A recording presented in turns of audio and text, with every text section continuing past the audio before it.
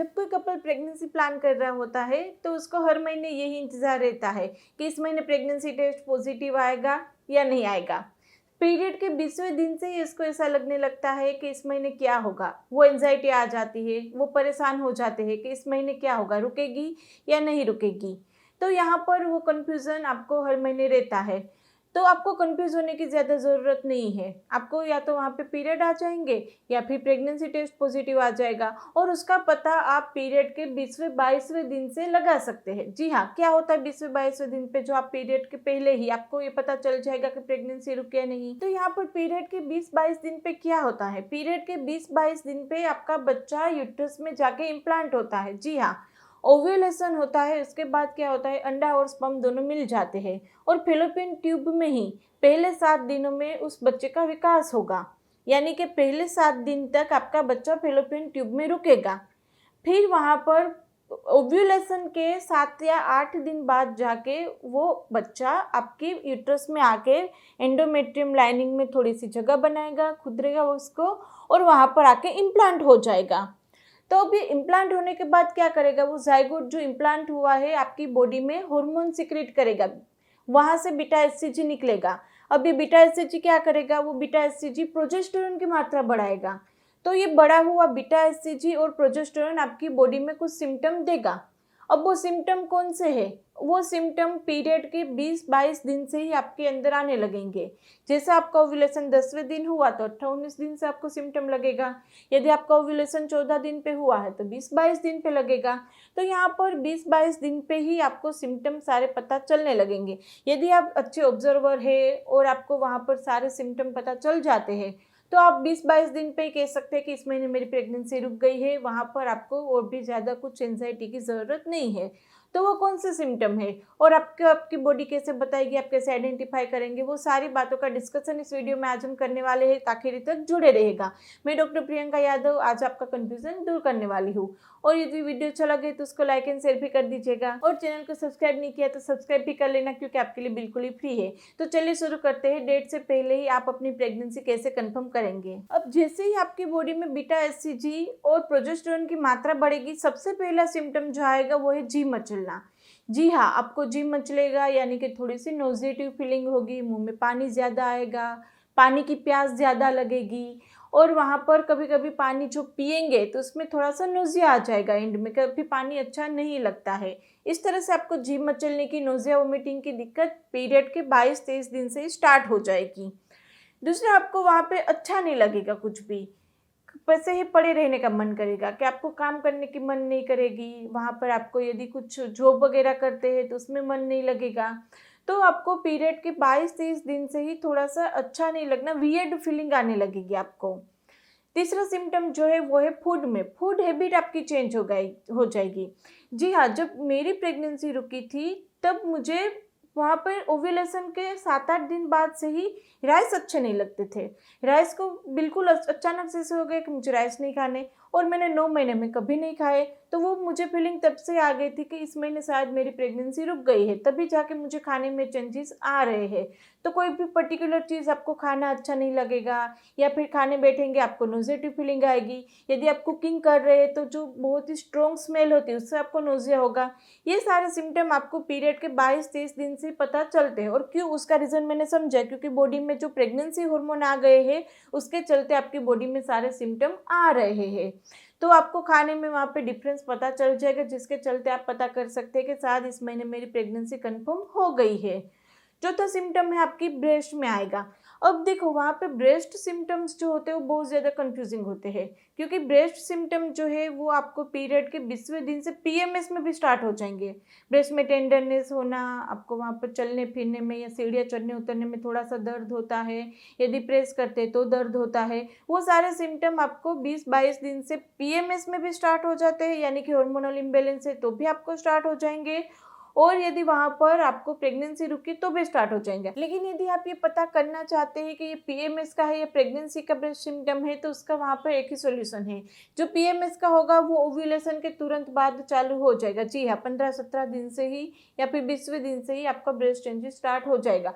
यदि प्रेगनेंसी रुकी है तो वो 20, 22, 25 दिन से स्टार्ट होगा। तो यदि अर्ली स्टार्ट हो गया तो पीएमएस का सिम्टम है, यदि लेट स्टार्ट होता है तो वो प्रेगनेंसी रुकी है उसका सिम्टम है। तो ब्रेस्ट में सारे चेंजेस आना स्टार्ट हो जाता है। फिर कभी कभी हल्की सी ब्लीडिंग भी होती है। जी हाँ, इसको इम्प्लांटेशन ब्लीडिंग बोलते हैं। अब इम्प्लांटेशन ब्लीडिंग सिर्फ और सिर्फ 20 से 30% लेडीज में देखने को मिलती है। सारे के सारे लेडीज में जिसको प्रेगनेंसी रुकती है उसको इम्प्लांटेशन ब्लीडिंग नहीं होती है। और यहाँ पर लेडी घबरा भी जाती है कि ब्लीडिंग आ गई, इसका मतलब अभी पीरियड आ जाएगा।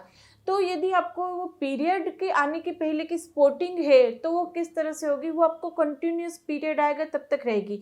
जहाँ पर इम्प्लांटेशन ब्लीडिंग है तो वो सिर्फ और सिर्फ एक ही दिन रहेगी या फिर 1-2 घंटे रहेगी, उससे ज़्यादा वहाँ पे ब्लीडिंग नहीं आएगी। जितना मैंने आगे आपको समझाया था कि बच्चा जब वहाँ पर फेलोपियन ट्यूब से एंडोमेट्रियम लाइनिंग में आता है तो थोड़ी सी वो खुरेदता है वहाँ पर एंडोमेट्रियम लाइनिंग, और वहाँ पर इम्प्लांट होता है। तो जो एंडोमेट्रियम लाइनिंग खुरेदता है वो बाहर ब्लीडिंग के रूप में निकल जाता है, जिसको इम्प्लांटेशन ब्लीडिंग बोलते हैं। अब वो ब्लीडिंग वहाँ बहुत ज़्यादा नहीं होगी, जब तक पीरियड आए तब तक नहीं चलेगी, वो 1 या 2 घंटे मैक्सिमम एक ही दिन चलेगी। ये उसका मेन सिम्टम है। यदि ज़्यादा चलती है तो वो पीरियड के आने की पहले की स्पॉटिंग है, वो हार्मोनल इम्बैलेंस के चलते होती है। तो इम्प्लांटेशन ब्लीडिंग से भी आप पता कर सकते हैं प्रेगनेंसी आपकी रुक गई है। दूसरा सिम्टम रहता है कि यहाँ पर जब आपकी प्रेगनेंसी रुकेगी तो बॉडी में हार्मोन सारे बढ़ेंगे। मैंने बताया बीटा एसिड प्रोजेस्टेरोन हार्मोन बढ़ता है। अब ये बढ़े हुए हार्मोन क्या करेंगे, वो आपके गट के ऊपर यानी कि इंटेस्टाइन के ऊपर भी काम करेंगे, उसको स्लो डाउन कर देगा और उसके चलते उसकी जो मूवमेंट होती है वो कम हो जाती है और आपको कॉन्स्टिपेशन हो जाता है। कॉन्स्टिपेशन यानी कब्ज की दिक्कत हो जाना। तो कब्ज की दिक्कत हो जाती है यदि आपको 24-25 दिन से, तो आपको पता चल जाता है कि प्रेगनेंसी रुक गई है। और यदि पीएमएस का जो कॉन्स्टिपेशन होगा तो वो 2-3 दिन पहले ही होगा, वो ज़्यादा वहाँ पे 24-25 दिन से स्टार्ट नहीं होगा, वो आपको 27-28 दिन से होगा। तो वो पीएमएस का कॉन्स्टिपेशन है। और यदि प्रेगनेंसी रुक गई है तो वो आपको 24-25 दिन से ही स्टार्ट हो जाएगा। जैसे ही प्रेगनेंसी हार्मोन बढ़ेंगे तुरंत ही आपको सिम्टम आएगा। दूसरा, आपको फीवरिश फीलिंग आती है। जी हाँ, जैसे ही वहाँ पर आपका देखो, यदि आपने बेसल बॉडी टेम्परेचर मेथड कभी अपनाई है ओव्यूलेशन डिटेक्ट करने के लिए, तो उसमें वहाँ पर आपको पता चल जाएगा कि ये जो ओव्यूलेशन के बाद जो टेम्परेचर बढ़ता है वो फिर डाउन नहीं होगा, वो बढ़ा ही रहेगा थ्रू आउट वहाँ पर प्रेगनेंसी के दौरान आपको वहाँ पर 1 सेल्सियस जितना टेम्परेचर बढ़ जाता है। तो यदि आपको फीवरिश फीलिंग आती है या अपना टेम्परेचर मेजर करेंगे वो थोड़ा सा बढ़ा हुआ आएगा, तो आपको पता चल जाता है कि प्रेगनेंसी रुक गई है। और उसी तरह से जैसे मैंने आगे बताया था, प्रेगनेंसी हार्मोन की वजह से आपको पेट में दर्द की दिक्कत भी होती है। अब पेट में दर्द किस तरह का रहेगा, आपको ऐसा लगेगा कभी पीरियड आ जाएगा, लेकिन वो आएगा नहीं। जी हाँ, वो पेट में दर्द होगा, कभी प्रिकिंग फीलिंग आएगी, कभी वहाँ पे पिंचिंग फीलिंग आएगी। वो सारे सिम्टम आपको पेट में दर्द के आ सकते हैं यदि आपकी प्रेगनेंसी रुक गई है तो। और एक दूसरा पिक्युलर सिम्टम ये है कि आपकी बाथरूम विजिट बढ़ जाएगी। जी हाँ, आपकी यूरिन की फ्रीक्वेंसी जो होगी वो बढ़ जाएगी यदि आपकी प्रेगनेंसी रुकी है तो। और ये वहाँ पर प्रेगनेंसी हार्मोन के चलते ही है। तो जैसे ही आपका 22-23 दिन होगा, बच्चा इम्प्लांट होगा, तुरंत ही आपको यूरिन के लिए जाने की जो अर्ज है वो बढ़ जाएगी। तो 22-23 दिन से यदि आपकी यूरिन फ्रीक्वेंसी बढ़ जाती है, यूरिन का कलर थोड़ा सा येलोइश आ जाता है, कलर भी चेंज हो जाता है, तो भी आपकी प्रेगनेंसी रुकी पता कर सकते हैं। उसी तरह से आपको वहाँ पर वाइट डिस्चार्ज जो है वो भी बढ़ जाएगा, पानी जैसा वाटरी वाइट डिस्चार्ज आपको आएगा। अब यदि आपको पीरियड के पहले का वाइट डिस्चार्ज है तो वो 27-28 दिन पे आएगा, लेकिन यदि प्रेगनेंसी रुक गई है वो वाइट डिस्चार्ज है वो आपको 22-23 दिन से स्टार्ट हो जाएगा। क्योंकि जैसे मैंने आगे बताया था, बॉडी में जैसे प्रोजेस्टेरोन बढ़ेगा वो म्यूकस डिस्चार्ज को बढ़ाता है, क्योंकि वो प्रेगनेंसी के दौरान आपके बच्चे को कोई इन्फेक्शन ना लगे उसके लिए वो बैरियर कर देता है, नीचे म्यूकस प्लग बना देता है जो ऊपर इन्फेक्शन को नहीं जाने देता, वहीं रोक देता है। तो बच्चे के सपोर्ट के लिए, बच्चे की रक्षा के लिए प्रोजेस्टेरोन हार्मोन होता है वो म्यूकस डिस्चार्ज बढ़ा देता है। तो यदि आपको म्यूकस डिस्चार्ज बढ़ गया है, वजाइनल डिस्चार्ज बढ़ गया है, तो वहाँ पर आपकी प्रेगनेंसी कंफर्म हो गई, वो पता कर सकते हैं। इसके अलावा यदि आपको वहाँ पर कुछ भी सिम्टम बॉडी में नहीं आ रहा है या कन्फ्यूज़न है तो आप वेट कीजिए। जैसे ही आपका पीरियड मिस होता है 2 ही दिन में आप यूरिन प्रेगनेंसी टेस्ट कर सकते हैं। जी हाँ, 8 या 10 दिन तक वेट करने की ज़रूरत नहीं होती है। पीरियड के 2 दिन मिस होने पर वहाँ पर यूरिन प्रेगनेंसी टेस्ट पॉजिटिव आ जाता है। कभी-कभी यदि आपका ओव्यूलेशन 20वें या 22वें दिन हुआ है, बहुत ही लेट ओव्यूलेशन हुआ है, तो ही अर्ली डिटेक्शन नहीं होगा और उस केस में आप पीरियड के 10 दिन तक वेट कीजिए, यानी कि मिस होने के 10 दिन तक वेट कीजिए। हर 2-3 दिन पे 2-3 दिन पे यूरिन प्रेगनेंसी टेस्ट करते रहिए, उसमें वहाँ पे पॉजिटिव आ जाएगा। यदि उसमें कुछ कन्फ्यूज़न आती है, जैसे लाइट लाइन आती है या फिर आपको ऐसा लगता है कि फेडेड लाइन है, तो क्या करेंगे, तो बीटा एचसीजी हार्मोन का टेस्ट करा लेंगे, ब्लड टेस्ट बीटा एचसीजी, वो आप करा लेंगे। उसमें वहाँ पर उसकी मात्रा बढ़ी हुई आएगी, प्रेगनेंसी आप कंफर्म कर सकते हैं। प्रेगनेंसी की जैसे कंफर्मेशन होता है तुरंत ही आपको गायनेक को कंसल्ट कर लेना चाहिए। क्यों गायनेक को कंसल्ट करना चाहिए? 2 चीज़ों के लिए। एक तो वहाँ पर प्रेगनेंसी नॉर्मल है, यानी कि एक्टोपिक प्रेगनेंसी तो नहीं है, वो जानने के लिए भी आपको सोनोग्राफी कराने की ज़रूरत रहती है। तो पीरियड के 8 या 10 दिन में पहली सोनोग्राफी हो जानी चाहिए, जिससे प्रेगनेंसी एक्टोपिक है या नहीं।